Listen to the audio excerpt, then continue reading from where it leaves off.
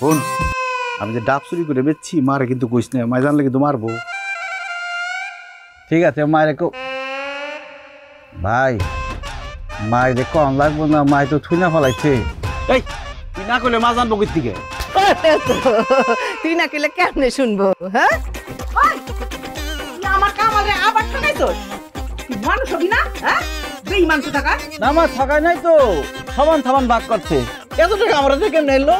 কেমনে এলো বুঝলি না? না দুইটা ঠ্যাং ভাঙা নুলা কইরা যদি ঘরে বয়ে রাখি তাহলে জানবি ওই যে কয়টা টাকা তুই কম দিছিস না, সেই কয়টা টাকা দিয়া তোর চিকিৎসা করবো প্রয়োজন হইলে। মা এটা কিন্তু অন্যায়, আমি অপরাধ করছি একটা, তুমি আমার দুইটা ঠ্যাং কেন মারবা? তুই একটা অপরাধ করছস, তুই দুইটা অপরাধ করছস। প্রথম অপরাধ তুই ওরে গুনার সময় টাকা কম দিছস, দ্বিতীয় অপরাধ আমারে না বইলা আমার নারকেল গাছ থেকে চুরি কইরা তুই নারকেল বেচছস। কি কও না কও চুরি করছি মানে? দুইটা নারকল ওই যে পাখিতে খাইছে, পরে পোকা হয়ে গেছে গা, ওই ব্যাটারে বেচে দিছি। কি কস তাই? পোকা নারকেল? এই আর 500 টাকার নোট তো সব। এই তাহলে তো আমার ঘরে কয়টা নারকেল আছে, তোরাই না দি।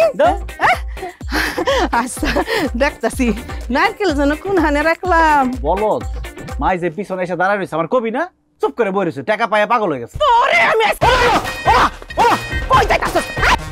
ধর ধর ধর, ওলালো ধর।